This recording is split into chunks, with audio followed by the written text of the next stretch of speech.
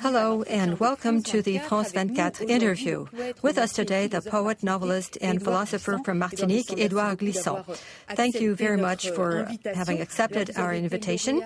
You were awarded the Renaudot Literary Prize in 1959, and since the beginning of your career, language and poetry are intimately linked to your political struggle, not politicking, but a concrete commitment around a certain number of themes, in particular diversity. You speak up against globalisation as being the uniformization of the world, and you oppose that to creolisation. Could you tell us a little more what you mean by that? Creolisation is a notion according to which we accept cultures and communities may associate with one another, may mix with one another.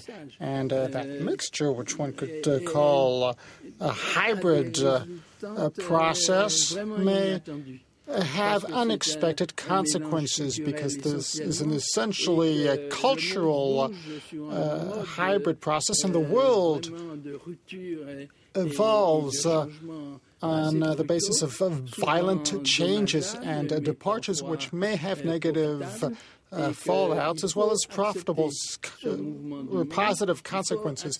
And one should accept this evolution, one should accept those mixtures, and what I call the world feeling may help us really identify what goes wrong. You refer to a nice concept from Deleuze concerning the rootstock identity opposed to the rhizome identity. The rootstock identity kills everything that surrounds the root. The single root kills out all the other roots, whereas rhizomes, which are roots that branch out, strengthen one another and do not slaughter fertility. And the rhizome-based idea is a precious idea because it kills out preconceived ideas based on rootstock, descendancy, and so on and so forth. And mixtures protect and strengthen Today, one of else. the representatives or symbols of this multiple identity is President Barack Obama. And with Patrick Chamoiseau, you published The Intractable Beauty of the World, a part political, part poetic essay on his accession as president. And a year after his election, how do you assess his presidency? Are you still enthusiastic? I still feel enthusiasm because, well, on the one hand, he did experience failures. His administration was unable to protect all the homeowners. There used to be 4 to 5 jeopardized homeowners, and he was unable to rescue all of them. And I really have this feeling that he's somewhat shackled by all those people that make up the administrative environment in Washington. He has got 2 essential qualities, however. He knows the world, and few Americans are as familiar with the world as Barack Obama is. And the other quality, apart from this visionary quality, I believe that he is a prophet in quite a number of respects. The other quality is that he does not spell out his priorities until he actually implements those priorities. He is patient. He is not carried away And he is quite secretive, I believe. This is not a secret or secrets indigenous to dictatorships. No. This man knows men, and he knows that he needs to protect those people. You yourself live in New York, and you teach French literature. Day to day, have you seen a number of changes since last year? Has the atmosphere changed? Absolutely. The ambiance has changed tremendously since Obama was elected. When you go to the United States now, police forces, and that despite the strengthening of measures because of all the threats. Now, the police forces are a lot more pacified than previously. Something has changed, and I'm still surprised, however, by this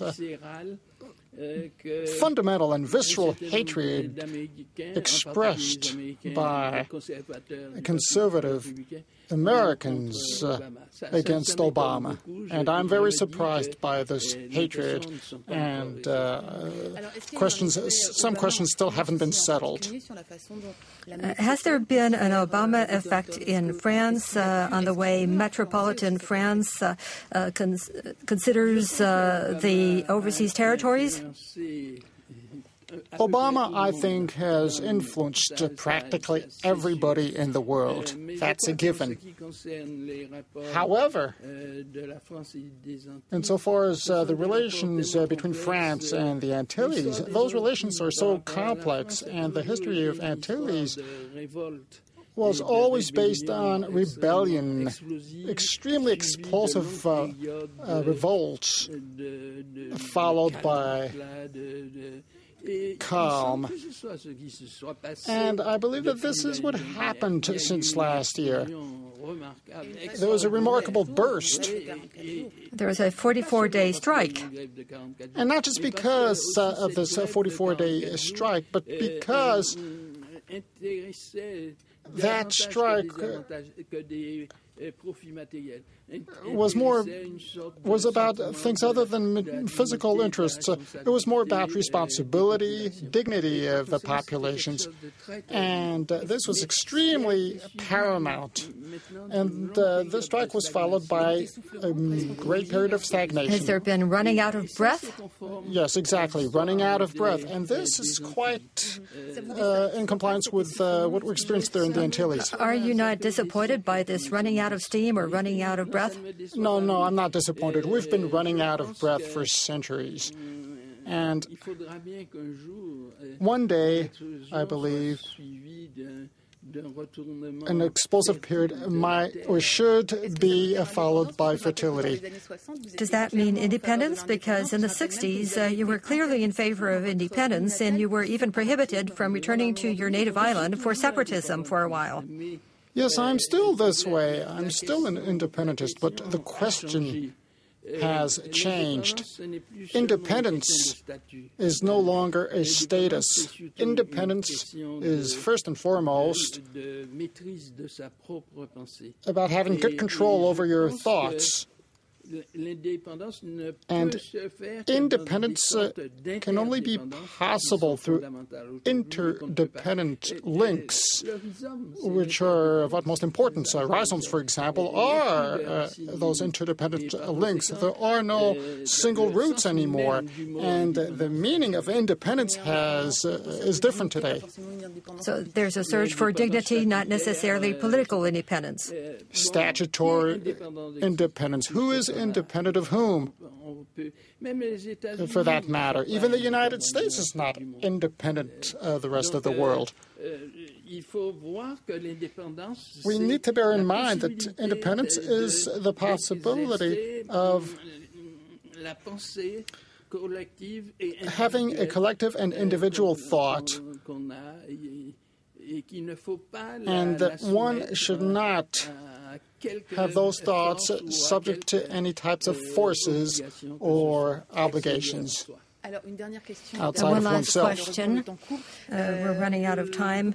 A lot of African countries are going to be celebrating the 50th anniversary of their independence, in particular Senegal, which has just voted a law to declare slavery and slave trading as crimes against humanity, and they favor the duty to remember rather than demanding financial compensation. You in France had been entrusted with the task of thinking about a mission on slavery and slave trading. Where does the project stand? This project is now buried.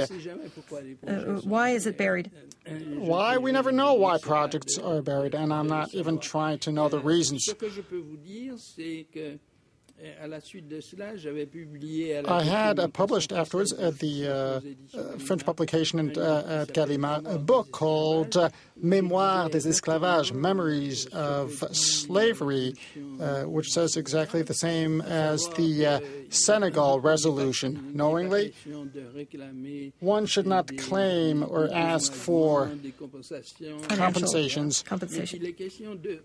No, one should cobble memories together. One should cobble opposite memories together. The memories of